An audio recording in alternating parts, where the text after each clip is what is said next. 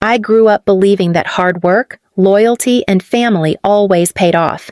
That's what my parents taught me, at least with their words. In practice, it turns out they had very different definitions of loyalty and family. My name is Carter Monroe, and for 20 years, I gave everything to the family business. Monroe and Sons Custom Woodworks. But apparently, I was never the son they had in mind. From the moment I could swing a hammer, I was in the shop with my dad, sanding cabinets and helping him carry slabs of oak.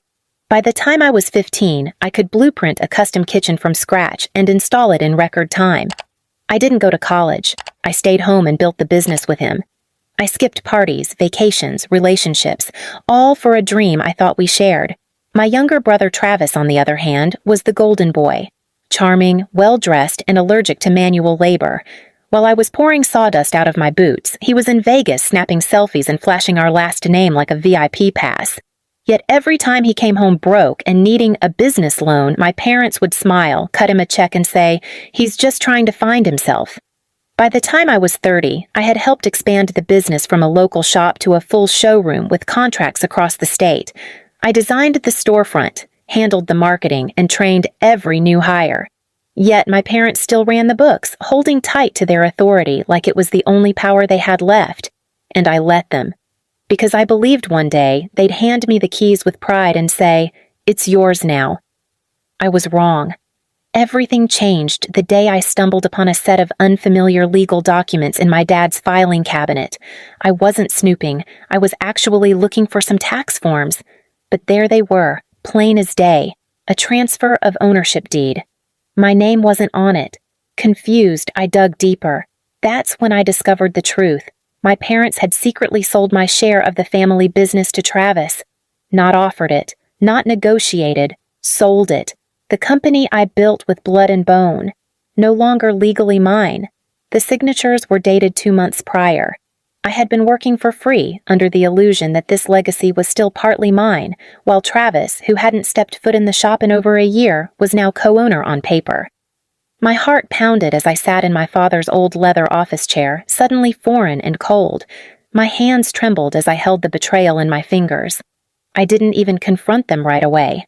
I just drove to the hill overlooking town and stared at the lights below, thinking how stupid I had been. Every missed opportunity, every long night, every favor I'd done for them, for nothing. When I finally brought it up, they didn't even flinch. Dad said, "We had to make a decision, Carter. Travis needs this more than you. You'll understand when you have kids." Mom chimed in, "You're still welcome to work here, honey. That hasn't changed."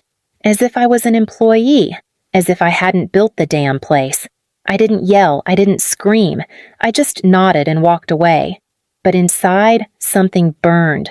Not just anger, something deeper, a vow that they would regret ever treating me like I was disposable, like I wasn't their son, like my work meant nothing. I spent the next 3 months quietly gathering every piece of leverage I had. I still had contacts in real estate, contractors I'd worked with for years, and most importantly, a reputation in town. People trusted me. They knew me. Unlike Travis, who thought Instagram followers translated into business credibility, I had the loyalty of vendors, suppliers, and even clients. I found out that the building my parents operated out of, the showroom, the attached warehouse, the offices, was not owned outright. It was leased. And guess who the owner was? An old client of mine, Mr. Alton Reeves. He had always liked me, even offered to invest years ago, but I'd declined. Now I asked him one simple question. "Would you consider selling?" He smiled and said, "To you?" "Absolutely." And just like that, the match was lit. I sat in my one-bedroom apartment, the same one I'd moved into after my parents told me to take some space a year ago. The very apartment I paid for while working 60-hour weeks building their dream. The same business I'd helped grow with everything I had, late nights, skipped vacations, and all the energy I should have saved for my own life. And now I was told it was never mine. My phone buzzed, a message from my cousin Natalie, who worked part-time in our family business's admin office. "You didn't hear this from me, but your parents just signed over your 33% share to Derek last week. It's done. It's like you never existed on paper." I blinked. I'd been suspicious when I stopped getting meeting invites. I assumed it was temporary. Now, it wasn't just exclusion. It was a clean erasure, a surgical removal of my place in the family legacy. I didn't cry. Not because it didn't hurt, but because I was done giving them my emotion for free. Instead, I drove straight to the county records office. Natalie was right. The documents were filed, signatures, seals, everything legal. My father had signed on behalf of my silent interest, using some twisted clause buried deep in the business documents I'd signed when I was 22 and naive.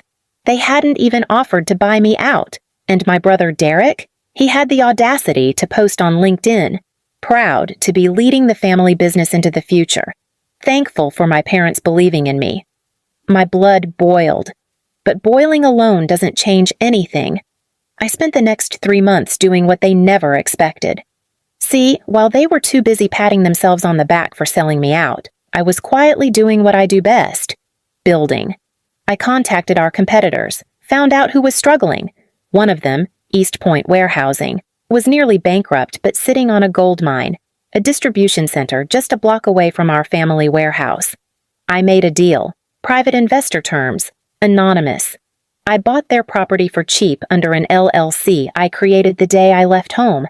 Then I met with the property management company that oversaw the building our family business operated from. The lease was set to expire in 3 months. I knew they wouldn't renew unless offered something huge. So I offered it. Not just the current rate, but double. Why? Because I didn't just want a building, I wanted leverage. And I got it. The management company agreed. My LLC now owned the very roof under which my parents and Derek ran the business I was cut out of. I waited until the lease expired. The day after, I sent an eviction notice, signed and notarized, legally sound. My mother called me 3 times that morning. I didn't pick up. My father finally messaged, "We need to talk, please."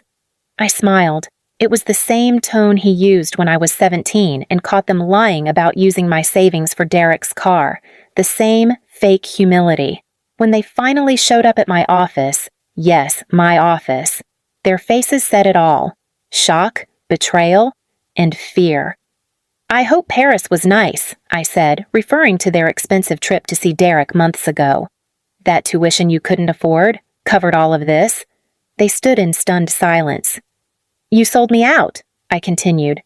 "So I bought you out. Only difference is, I used my own money." My father tried to argue legalities.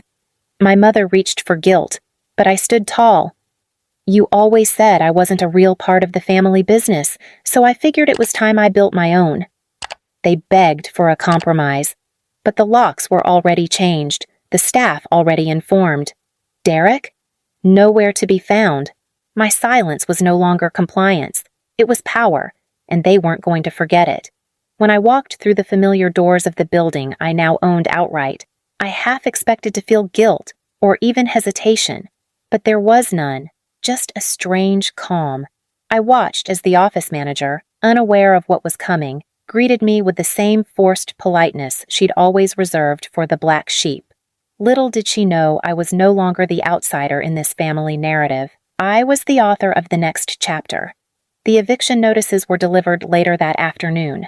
They weren't dramatic, just formal letters addressed individually to my parents, my brother, and the 3 senior managers who had known about the under-the-table sale. No screaming, no fights, just stunned silence. My mother tried to call me 12 times. My father sent a single message: "We need to talk." I didn't reply. A week later, I returned for a scheduled walkthrough with my legal advisor and the renovation team. The office was nearly cleared out. My brother stood in the parking lot, arms crossed, trying to maintain some false sense of dignity. He didn't say anything until I passed by him. "You think this makes you better than us?" he muttered. I turned and looked him straight in the eyes. "Number, I've always been better. I just stopped letting you make me forget it." He looked like he wanted to swing at me, but he didn't, because now he understood what it felt like to be cut out of something he believed was his birthright, just like they did to me. I didn't stop there. I renamed the business, hired a brand new team, young talent from the local community, people who had been ignored or overlooked by the previous regime. Within 6 months, we were more profitable than ever. The building's lobby now bore a plaque with a quote that felt like the final nail. Sometimes the ones they tried to bury are the ones who bloom the brightest. I heard my parents had moved to a small apartment uptown. My brother bounced between jobs, sulking about how everything was stolen from him. Funny. That's how I felt too, before I stopped waiting for fairness and started writing my own ending. And I didn't even need revenge. I just needed